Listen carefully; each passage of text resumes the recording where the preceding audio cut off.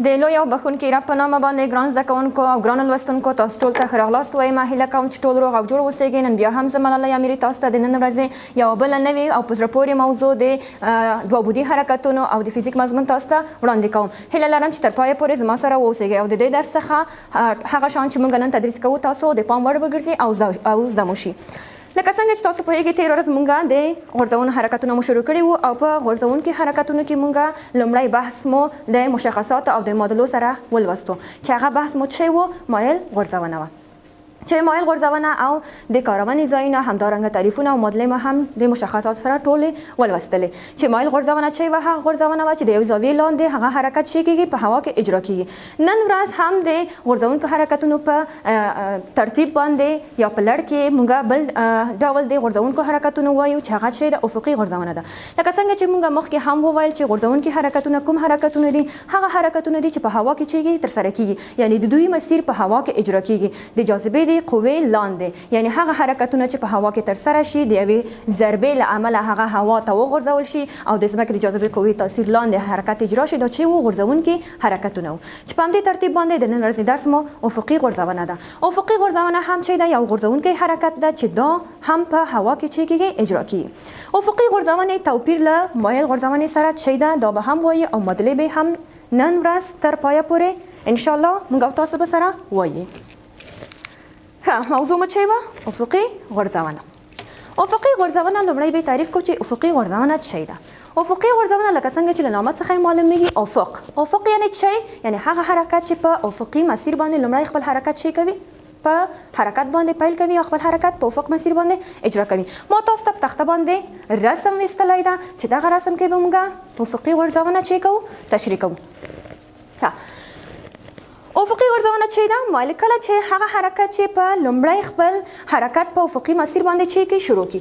اوس ګورئ دغه چې ده یو ارتفاع ده چې د دغه ارتفاع څخه دغه توپ دلته چې کوي په حرکت باندې شروع کوي. ګورئ کله چې موږ دغه توپ له دې ځای څخه موږ په یو ضربه باندې چې کوو په حرکت باندې راولو، نو دغه توپ چې دلته ضربه موږ پې وارد کړو دا لومړی ګورئ دغه مسیر مستقیم ده که نه؟ مسیر مو څه ده؟ مستقیم ده یا افقي ده. نو کله چې موږ دا توپ دلته په حرکت راولو لومړی دا څه کېږي؟ افقي مسیر اجرا کوي. نو وروسته کله چې له دغه ارتفاع څخه خوشي کېږي، ګورئ کله چې د ارتفاع څخه خوشي شو نو دا بیا څه شو؟ غورځونکی حرکت شو چې دلته په دې ترتیب باندې خپل مسیر ته ګورئ تغییر ورکوي.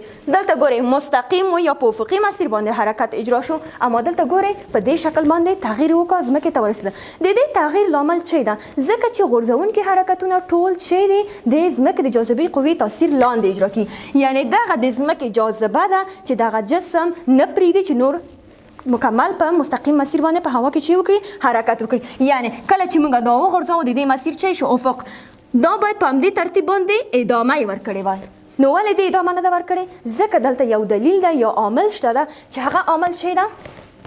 جی یا هم د ځمکې د جاذبې قوه ده چې د ځمکې د جاذبې قوه دا بیرته خپل ځان ته کش کوي او مسیر یې څه کېږي؟ په دې شکل باندې منحني کېږي. په یاد مو وي ګران زده کوونکو چې غورځونکي حرکتونه هم په دوه بودي حرکتونو کې شاملېږي، یعنی دغه حرکتونه هم په ایکس او وای محور کې چې ترسره کېږي.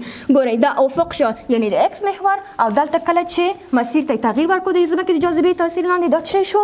وای شو. د ایکس او وای په محور باندې څه شو؟ دا ترسره شو. اوس ګورئ کله چې دا مسیر تغییر وکړو منحني شو که نه؟ مسیر څه شو؟ منحني. مستقیم خو نه ده، نه بیضوي ده، نه دایروي ده، نه هم کروي ده، نه هم یو مستوي ده، بلکې څه ده؟ مستقیم هم نشو. نو دا څه شو؟ منحني. منحني ته موږ په ریاضي ژبه کې یو نوم اخلو چې هغه نوم څه دی تاسو په نظر؟ ډېر ښه، پارابول. نو غورځونکي حرکتونه مسیر څه ده؟ پارابول ده او د ځمکې د جاذبې قوې تاثیر لاندې دا حرکتونه چې کېږي اجرا کېږي، یعنی په دوو بودونو کې دا څه شو؟ اجرا شو. ښه په همدې ترتیب باندې افقي غورځونه څه رقم حرکت ده؟ دا حرکتونه چې دي د مایل غورځونې یو خاص حالت ده، ځکه موږ لومړی مایل ولوستو او بیا ورپسې په ترتیب مو افقي غورځونه شروع کړه. افقي غورځونه چې ده د مایل غورځونې یو خاص حالت ده. مایل غورځونه موږ ویلي وو چې د یوې زاویې لاندې جسم په حرکت باندې شروع کوي، اما افقي غورځونه چې ده کله چې جسم د زاویې لاندې حرکت ونه کړي. ګورئ مثلا دا مارکر ده، زه په دې ترتیب باندې چې کوم ضربه پرې وردم خوشې کوم یې، صحیح ده؟ نو کله چې دا زه په دې ترتیب خوشې کوم آیا دا د ځمکې سره زاویه جوړوي؟ نه.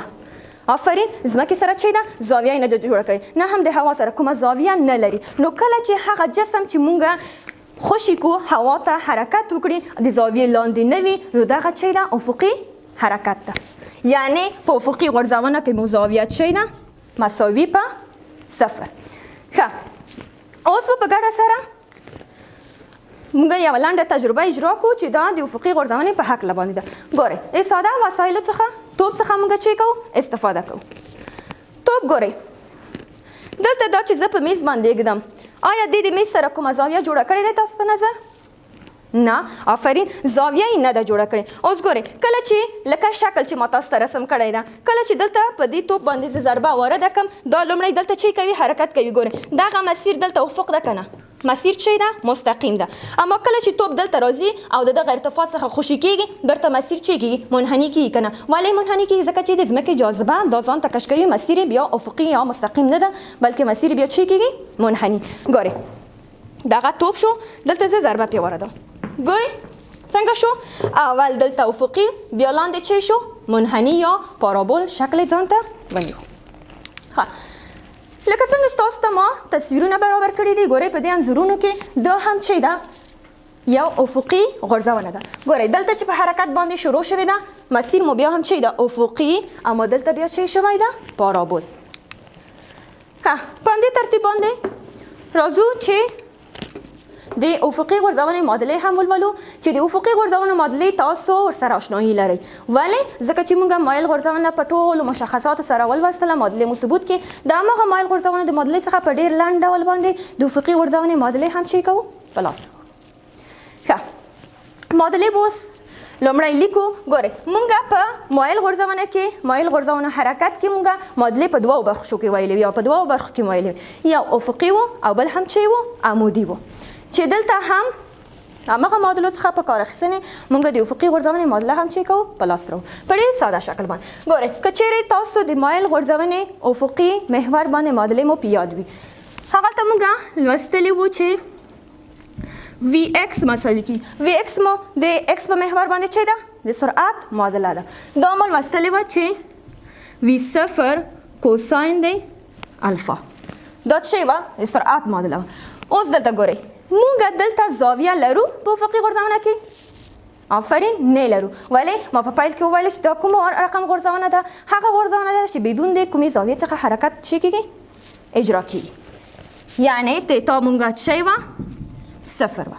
نو اوس دلته ګورئ کوساین دی 0 درجې څو ده؟ یو. ډېر ښه.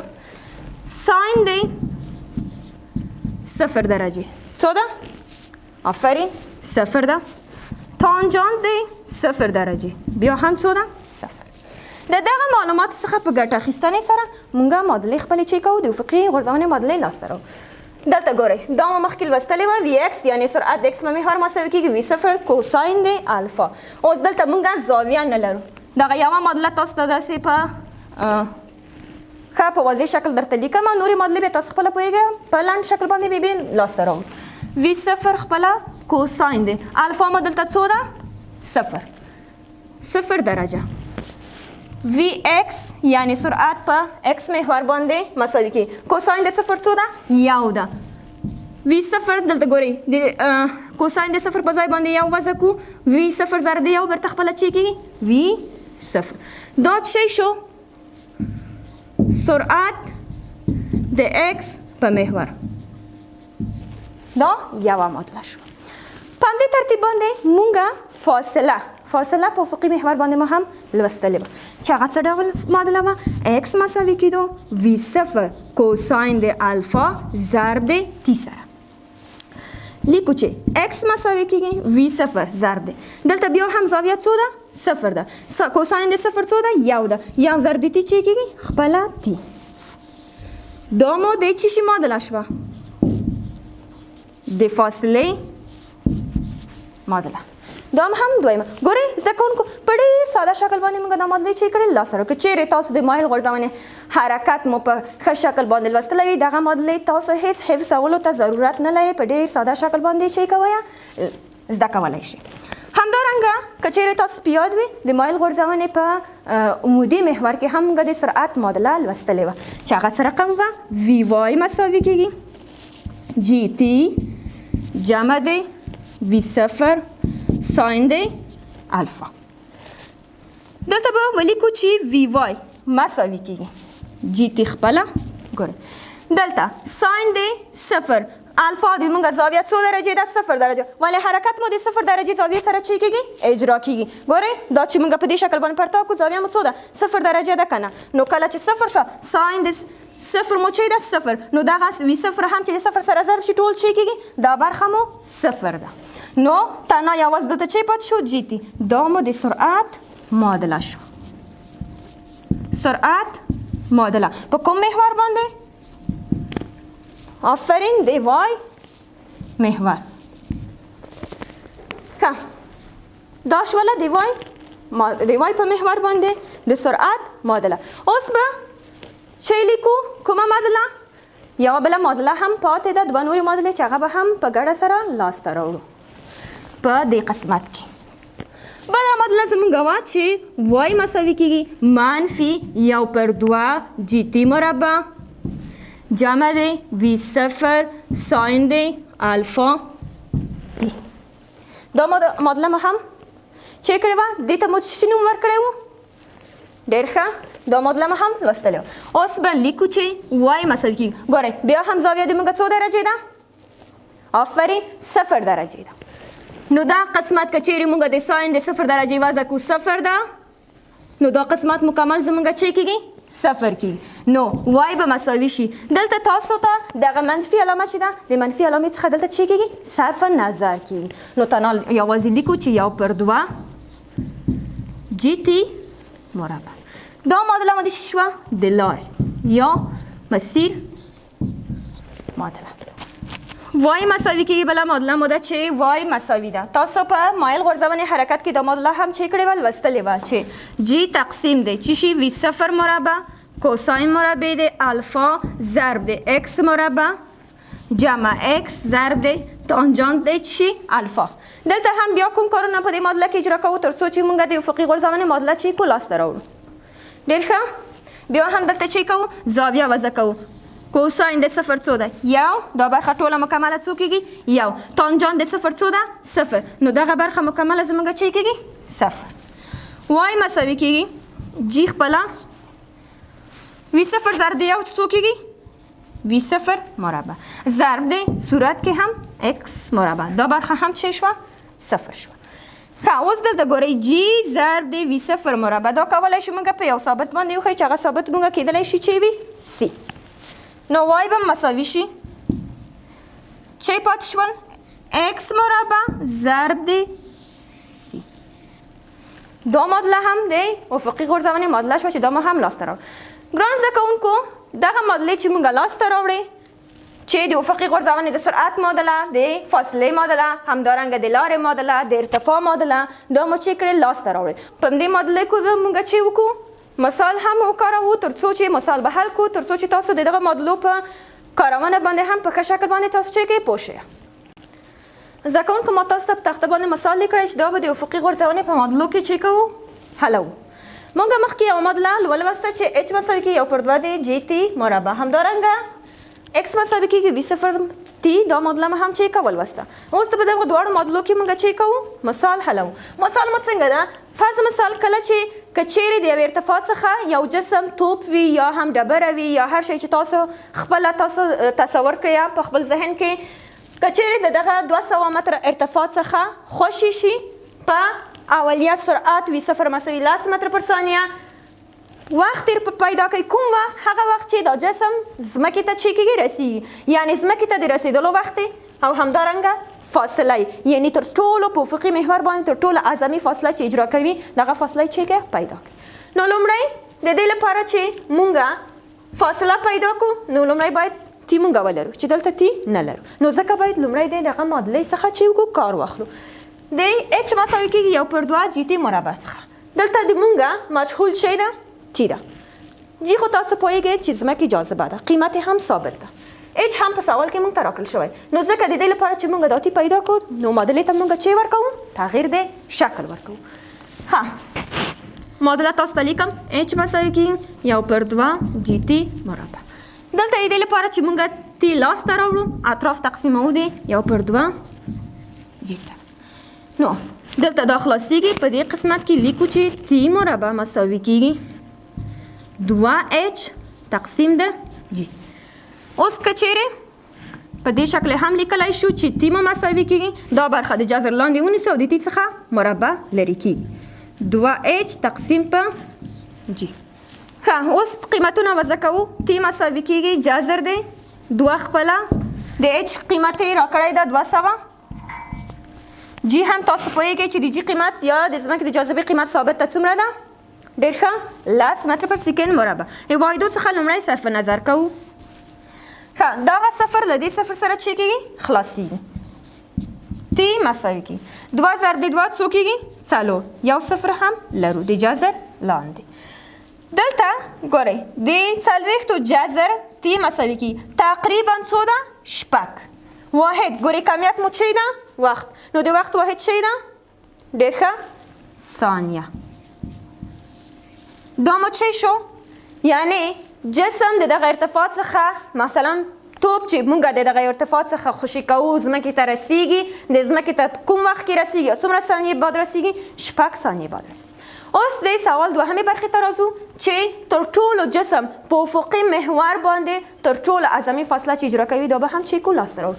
معادله مو ده x مساوي کېږي v0 t. ښه دلته x مو چې ده مجهول ده. v0 سوال کې راکړی ده څومره ده 10 متر پر سیکنډ ضرب تی مو هم لاسته راوړو. د تی مقدار مو څومره شو ډېر ښه 6 سیکنډ. نو x مساوي کېږي لس چې د 6 سره ضرب کو څو کېږي شاباس آفرین څو 60. دا به له دې سره چې شي اختصار واحد چې پات شو متر. یعنی دا جسم تر ټولو اعظمي فاصله چې اجرا کوي دا څومره ده 60 متره ده چې په افقي مسیر باندې اجرا کوي. ښه ګران زده کوونکو مثال مو هم حل کو. هیله لرم چې دا نن ورځې درس مو په ښه شکل باندې زده کړی وي. دا و د نن ورځې درس مو هیله لرم چې زده کړی مو وي. د نن ورځې درس مو چې و افقي غورځونه وه چې افقي غورځونه چې ده کله چې یو جسم په افقي مسیر باندې حرکت باندې پیل وکړي مسیر یې منحني وي او د ځمکې جاذبې تاثیر لاندې حرکت باندې پیل وکړي شروع وکړي یا حرکت اجرا کړي زاویه یې هم د غورځولو چې وي 0 وي نو دا حرکت چې ده افقي غورځونه ده. چې افقي غورځونه یا د غورځونکو حرکتونو مثالونه هم ما تاسو ته وایي چې کوم دي یعنی کومو شیانو کې غورځونکي حرکتونه اجرا کېږي. مثلا کله چې موږ توپ په هوا کې غورځوو یا هوا کې حرکت وکړي یا هغه که چیرې تاسو په یاد وي هغه مڼه چې د ونې څخه د نیوټن په سر باندې راغورځېدلې وه هغه هم څه رقم حرکت ده غورځونکي حرکتونه دي. یا هم د هغه جنګي اسلحې چې دي چې کوم فیرونه کوي هغه هم چې دي غورځونکي حرکتونه دي. نو دا زموږ نننی درس و. په همدې ترتیب باندې راځو د موږ د نن ورځې درس پای ته چې تاسو کورنۍ دنده ده تاسو به د افقي غورځولو څو بیلګې چې زموږ په ورځني ژوند کې کارول کیږي یا استفاده موږ ورڅخه کوو دا به تاسو چې کوئ ځان سره یادداشت کوئ.